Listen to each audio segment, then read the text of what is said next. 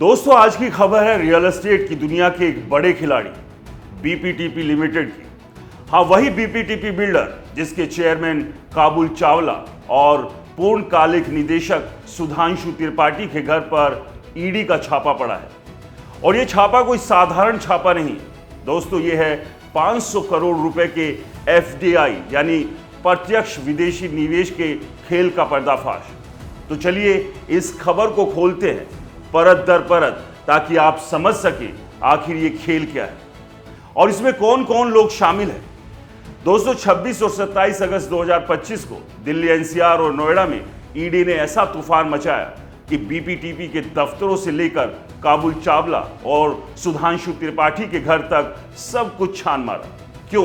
क्योंकि बीपीटीपी पर विदेशी मुद्रा प्रबंधन अधिनियम यानी फेमा के उल्लंघन का इल्जाम है। और यह इल्जाम कोई छोटा मोटा नहीं, 500 करोड़ रुपए से ज्यादा का एफडीआई जो मॉरिशस की कंपनियों से आया, वो फेमा के नियमों को ठेंगा दिखाता हुआ पकड़ा गया। अब आप सोच रहे होंगे कि मॉरिशस, अरे वही मॉरिशस जहां लोग छुट्टियां मनाने जाते हैं। लेकिन बीपीटीपी बिल्डर के लिए वो छुट्टियों का ठिकाना नहीं, बल्कि एफडीआई का जुगाड़ बन गया। दोस्तों, अब सवाल यह है कि ईडी की जांच में क्या निकला। बीपीटीपी ने मॉरिशस की दो कंपनियों सीपीआई इंडिया लिमिटेड से 322.5 करोड़ रुपए और harbour Victoria investment holding limited से 215 करोड़ रुपए का एफडीआई लिया। अब ये तो सुनने में बड़ा अच्छा लगता है, विदेशी इन्वेस्टमेंट, देश का विकास। लेकिन रुकिए जनाब, ये इन्वेस्टमेंट 2007-8 में स्वचालित मार्ग से आया, जिसमें कुछ पुट स्पेस ऑप्शन शामिल थे। ये क्या भला है? आसान भाषा में ये ऐसे ऑप्शंस हैं जो विदेशी निवेशकों को गारंटीड रिटर्न का लालच देते थे, और ये लालच फेमा के नियमों के खिलाफ था।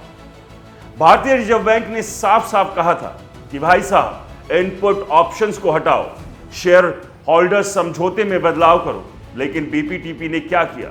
आरबीआई के निर्देशों को जेब में डाला और नियमों की धज्जियां उड़ा दी। ईडी ने तलाशी में क्या किया? बैंक लॉकर फ्रीज कर दिए, इंपॉर्टेंट डॉक्यूमेंट्स और डिजिटल एविडेंस जब्त किए गए। और इन डॉक्यूमेंट्स ने जो राज खोला वो और भी चौंकाने वाला है। दोस्तों, बीपीटीपी ने ना सिर्फ आरबीआई के निर्देशों की अनदेखी, बल्कि फेमा और एफडीआई नियमों को भी ताक पर रख दिया। लेकिन रुकिए, कहानी में एक ट्विस्ट भी अभी बाकी है। जांच में यह भी सामने आया है कि काबुल चावला कई विदेशी संस्थाओं के लाभकारी मालिक हैं, और इसमें से एक संस्था न्यूयॉर्क अमेरिका में एक महंगी अचल संपत्ति खरीदी।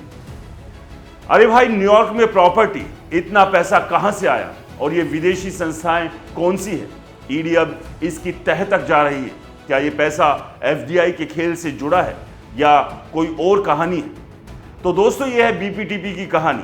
500 करोड़ का एफडीआई मॉरिशस का रास्ता, फेमा का उल्लंघन और ऊपर से न्यूयॉर्क में प्रॉपर्टी का तड़का। सवाल यह है कि जब आरबीआई साफ साफ कहता था कि नियम तोड़ना बंद करो, तो बीपीटीपी ने ऐसा क्यों किया? क्या उन्हें लगता है कि नियम सिर्फ किताबों के लिए है और अमीरों के लिए तो बस ये खेल है? और ये न्यूयॉर्क वाली प्रॉपर्टी, क्या ये सिर्फ इन्वेस्टमेंट है या फिर कोई बड़ा राज जो ईडी की टॉर्च की रोशनी में अब सामने आएगा? दोस्तों, बीपीटीपी किस तरह से नियमों को तोड़ता है ये पहली बार नहीं है। रेरा के नियमों को किस तरह से कुचला जाए ये बीपीटीपी पहले भी कर चुका है, और उससे पहले भी कई इस तरह के मामले सामने आ चुके हैं। तो सबसे बड़ा सवाल यह है कि बिल्डर लगातार नियमों को अपने जूते के नीचे रख कर रोंद रहे हैं, और हमारी एजेंसीज क्या कर रही है? जब जागती है तो बहुत देर हो चुकी है। लेकिन अब सवाल यह है कि ईडी की यह कार्रवाई नियम तोड़ने वाले इस बिल्डर को क्या सजा दिला पाती है? आपको क्या लगता है? हमें कमेंट्स कर जरूर बताएं। नमस्कार।